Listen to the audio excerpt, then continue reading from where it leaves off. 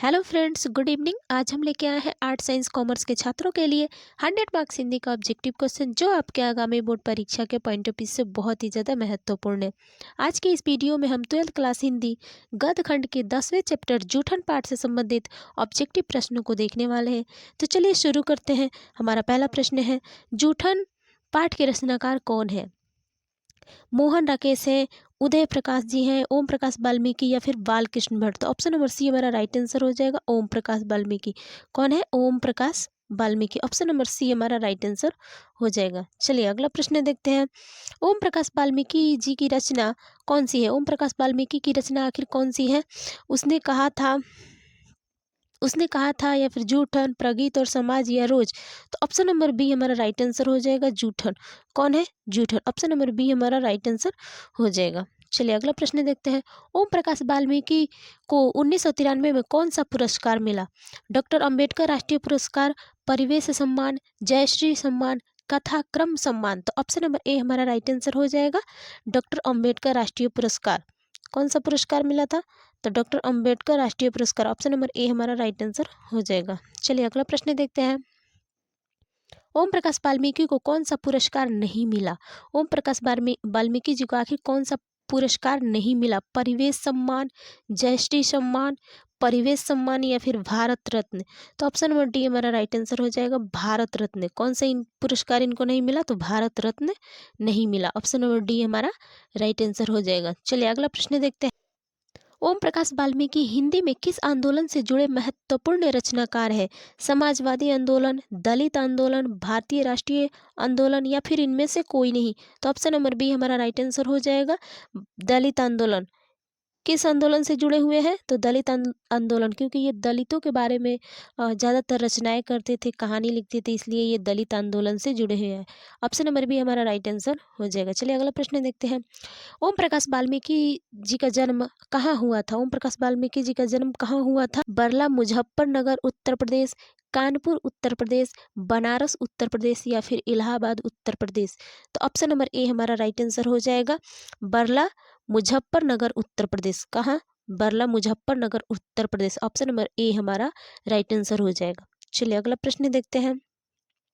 Headmaster Kaliram ने किसे मैदान में झाड़ू लगाने के लिए कहा? जब ओम प्रकाश वाल्मीकि जी पढ़ने के लिए विद्यालय जाते हैं, स्कूल जाते हैं, तो जो वहाँ के हेडमास्टर, इनका नाम कालीराम है, वो जब देखते हैं तो ये बहुत दलित परिवार में थे, इसलिए वो कहते हैं कि उस पेड़ पर चढ़ कर के कुछ टहनियाँ तोड़ ला और इस पूरे मैदान में झाड़ू लगा। उसे ही किसे कहते हैं? तो ओम प्रकाश वाल्मीकि जी को कहते हैं। तो ऑप्शन नंबर बी हमारा राइट आंसर हो जाएगा, ओम प्रकाश वाल्मीकि को। किसको कहा था? तो ओम प्रकाश वाल्मीकि जी को। ऑप्शन नंबर बी हमारा राइट आंसर हो जाएगा। चलिए अगला प्रश्न देखते हैं। ओम प्रकाश वाल्मीकि को प्यार से मुंशी जी कौन कहता था? हेडमास्टर, मित्र, पिताजी या फिर माँ। तो ऑप्शन नंबर सी हमारा राइट आंसर हो जाएगा, पिताजी, जो कि बचपन में प्यार से इसे क्या कहा करते थे? ओम प्रकाश वाल्मीकि जी के मुंशी जी कहा करते थे। प्यार से ये मुंशी जी कहा करते थे। चलिए अगला प्रश्न देखते हैं। लेखक को विद्यालय में झाड़ू लगाते हुए किसने देख लिया? लेखक को जब हेडमास्टर कालीराम ने झाड़ू लगाने के लिए मैदान में बोला था, तो तब वो झाड़ू लगा रहे थे, तो आखिर किसने उसे झाड़ू लगाते हुए देख लिया? भाई ने, उनके पिताजी ने, माँ ने या फिर भाभी ने? तो ऑप्शन नंबर बी हमारा राइट आंसर हो जाएगा, पिताजी ने। पिताजी उसको देखे कि हम तो इसे विद्यालय पढ़ने के लिए भेजे हैं और हमारा बच्चा मैदान में झाड़ू लगा रहा है, तभी वो बहुत गुस्साए। चलिए अगला प्रश्न देखते हैं। जब लोदक बच्चा था, शादी विवाह के मौके पर उनके परिवार वालों को खाने के लिए क्या मिलता था? स्वादिष्ट स्वादिष्ट पकवान, साधारण भोजन, मिठाइयाँ या फिर जूठन। तो ऑप्शन नंबर डी हमारा राइट आंसर हो जाएगा, जूठन। शादी विवाह के मौके पर भी इन लोगों को क्या मिलता था? तो जूठन मिलता था, जो कि खाने पीने के बाद जो पतले में अपनी पतीली में छूट जाता है थोड़ी बहुत, जो भी जूठन वगैरह, वही सब इन लोगों को मिलता था खाने के लिए, इसलिए इस पाठ का नाम जूठन भी पड़ा है। चलिए अगला प्रश्न देखते हैं। कौन सी रचना ओम प्रकाश वाल्मीकि जी की नहीं है? इसमें से कौन सी ऐसी रचना है जो कि ओम प्रकाश वाल्मीकि जी की नहीं है? सदियों का संताप, अब और नहीं, प्रायश्चित या फिर सलाम? तो ऑप्शन नंबर सी हमारा राइट आंसर हो जाएगा प्रायश्चित। कौन है? ऑप्शन नंबर सी हमारा राइट आंसर हो जाएगा प्रायश्चित। ऑप्शन नंबर सी हमारा राइट आंसर हो जाएगा। चलिए अगला प्रश्न देखते हैं। कौन सी रचना ओम प्रकाश वाल्मीकि जी की है? कौन सी रचना आखिर ओम प्रकाश वाल्मीकि जी की है? नूतन ब्रह्मचारी, दलित साहित्य का सौंदर्य शास्त्र, सुखमय जीवन या फिर नील कुसुम? तो ऑप्शन नंबर बी हमारा राइट आंसर हो जाएगा दलित साहित्य का सौंदर्य शास्त्र। ऑप्शन नंबर बी हमारा राइट आंसर हो जाएगा। चलिए अगला प्रश्न देखते हैं। भाभी जी आपके हाथ का खाना तो बहुत ही जायकेदार है, यह किसने कहा? सुरेंद्र सिंह ने, सुखदेव सिंह ने, जसवीर ने या फिर इनमें से कोई नहीं?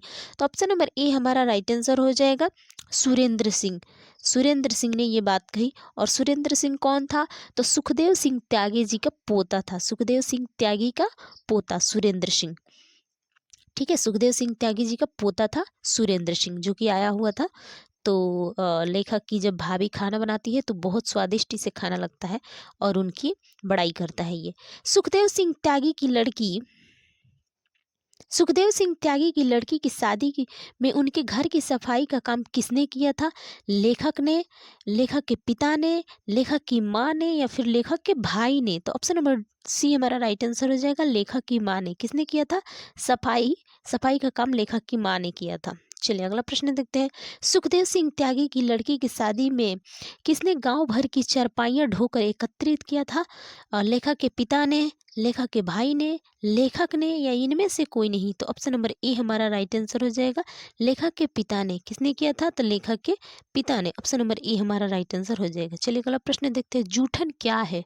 जूठन क्या है? क्या है? रेखा चित्र है, शब्द मित्र है, कहानी है या फिर आत्मकथा है? तो ऑप्शन नंबर डी हमारा राइट आंसर हो जाएगा यह एक आत्मकथा है। क्या है? यह एक आत्मकथा है। ऑप्शन नंबर डी हमारा राइट आंसर हो जाएगा। यहाँ पे जो ऑप्शन दिया है वो गलत है, सी नहीं होगा। ठीक है, ये कहानी नहीं है, यह एक आत्मकथा है। सी नहीं होगा, यह आत्मकथा है। ऑप्शन नंबर डी हमारा राइट आंसर हो जाएगा। चलिए अगला प्रश्न देखते हैं। सुरेंद्र सिंह किसका पोता था? सुरेंद्र सिंह किसका पोता था? सुखदेव सिंह त्यागी का, सुखदेव सिंह त्यागी का, रामदेव त्यागी का, गणपति त्यागी का या फिर हरेराम त्यागी का? तो ऑप्शन नंबर ए हमारा राइट आंसर हो जाएगा सुखदेव सिंह त्यागी का। किसका पोता था? तो सुखदेव सिंह त्यागी का। ऑप्शन नंबर ए हमारा राइट आंसर हो जाएगा। चलिए अगला प्रश्न देखते हैं। कौन सा मास्टर है जो मेरे लड़के से झाड़ू लगवाते हैं? यह किसका कथन है? यह किसका कथन है? जब लेखक के पिता उस रास्ते से गुजरते हुए अपने पुत्र मुंशी जी को देखते हैं कि वो स्कूल में झाड़ू लगा रहा है, तब वो क्रोधित होकर बोलते हैं कि वो कौन सा मास्टर है जो मेरे लड़के से झाड़ू लगवाता है? यह किसका कथन है? लेखक की माँ का, लेखक के चाचा का, लेखक के पिताजी का या फिर लेखक की बड़ी भाभी का? तो ऑप्शन नंबर सी हमारा राइट आंसर हो जाएगा लेखक के पिताजी। जब उसी रास्ते से गुजर रहे होते हैं तो अब अपने लड़के को झाड़ू लगाते हुए देखते हैं और बहुत क्रोधित होते हैं। ऑप्शन नंबर सी हमारा राइट आंसर हो जाएगा। चलिए अगला प्रश्न देखते हैं। स्कूल के हेडमास्टर जी का क्या नाम था? स्कूल के जो हेडमास्टर थे आखिर उनका नाम क्या था? बलीराम था या फिर कलीराम था, दीनू राम था या फिर धनी राम था? तो ऑप्शन नंबर बी हमारा राइट आंसर हो जाएगा कलीराम। क्या नाम था? कलीराम। ऑप्शन नंबर बी हमारा राइट आंसर हो जाएगा। चलिए अगला प्रश्न देखते हैं। लेखक ओम प्रकाश वाल्मीकि जी का जन्म कब हुआ था? ओम प्रकाश वाल्मीकि जी का आखिर जन्म कब हुआ था? 30 जून 1950 को, 23 मई 1949 को, 18 अगस्त 1948 को या फिर 25 मई 1942 को? तो ऑप्शन नंबर ए हमारा राइट आंसर हो जाएगा 30 जून 1950 को। कब हुआ था इनका जन्म? तो 30 जून 1950 को। ऑप्शन नंबर ए हमारा राइट आंसर हो जाएगा। चलिए अगला प्रश्न देखते हैं। सलाम कहानी संग्रह के कहानीकार कौन है? सलाम कहानी संग्रह के आखिर कहानीकार कौन है?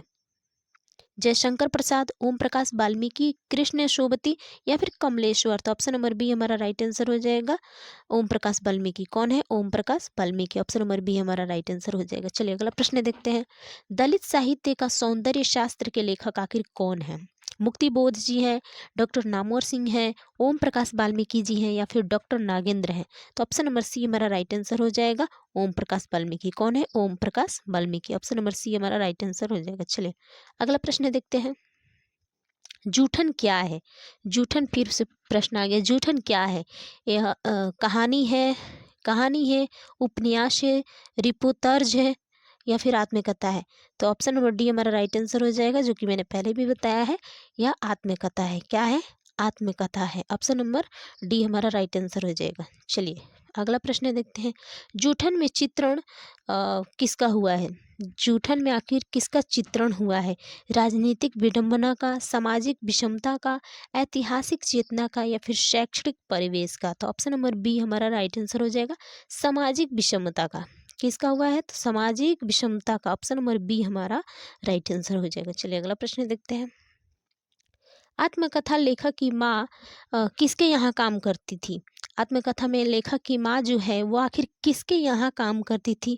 सोमदत्त तागा के घर, या फिर यगदत्त तागा के घर, ब्रह्मदेव तागा के घर, या फिर ज्ञानदेव तागा के घर? तो ऑप्शन नंबर सी हमारा राइट आंसर हो जाएगा, ब्रह्मदेव तागा के घर। किसके घर? तो ब्रह्मदेव तागा के घर। ऑप्शन नंबर सी हमारा राइट आंसर हो जाएगा। चलिए अगला प्रश्न देखते हैं। ओम प्रकाश वाल्मीकि ने किस नाट्यशाला की स्थापना की थी? मेघदूत, रंगशाला, प्रेमचंद्र मंच, इनमें से कोई नहीं। तो ऑप्शन नंबर ए हमारा राइट आंसर हो जाएगा, मेघदूत। ऑप्शन नंबर ए हमारा राइट आंसर हो जाएगा। चलिए अगला प्रश्न देखते हैं। मेघदूत नामक नाट्यशाला कहाँ स्थापित हुई? उत्तर प्रदेश में, बिहार में, हरियाणा में, महाराष्ट्र में? तो ऑप्शन नंबर डी हमारा राइट आंसर हो जाएगा, महाराष्ट्र में। कहाँ हुई थी? महाराष्ट्र में। ऑप्शन नंबर डी हमारा राइट आंसर हो जाएगा। चलिए अगला प्रश्न देखते हैं। दलित साहित्य सौंदर्य शास्त्र के रचनाकार आखिर कौन है? दलित साहित्य सौंदर्य शास्त्र के रचनाकार आखिर कौन है? प्रेमचंद्र जी हैं, सुदर्शन है, जगजीवन राम है, या फिर ओम प्रकाश वाल्मीकि जी है? तो ऑप्शन नंबर डी हमारा राइट आंसर हो जाएगा, ओम प्रकाश वाल्मीकि। कौन है? Om Prakash Valmiki. Option number D हमारा राइट आंसर हो जाएगा। जूठन किस चेतना की रचना है? जूठन आखिर किस चेतना की रचना है? संस्कृत चेतना की, राजनीतिक चेतना की, धार्मिक चेतना की, या फिर दलित चेतना की? ऑप्शन नंबर बी हमारा राइट आंसर हो जाएगा, राजनीतिक चेतना की। किसकी? राजनीतिक चेतना की। ऑप्शन नंबर बी हमारा राइट आंसर हो जाएगा। चलिए अगला प्रश्न देखते हैं। अब और नहीं वाल्मीकि जी की कैसी कृति है? अब और नहीं वाल्मीकि जी की कैसी कृति है? कहानी है, कविता है, उपन्यास है, या फिर निबंध है? तो ऑप्शन नंबर बी हमारा राइट आंसर हो जाएगा, यह कविता है। क्या है? यह एक कविता है। ऑप्शन नंबर बी हमारा राइट आंसर हो जाएगा। आज का हमारा ऑब्जेक्टिव यहीं पे समाप्त होता है। मिलते हैं फिर अगले वीडियो में। तब तक आप सभी हंसते रहिए, मुस्कुराते रहिए और खूब मन लगाकर अपनी तैयारी करते रहिए। वीडियो पसंद आए तो लाइक ज़रूर कीजिएगा। धन्यवाद।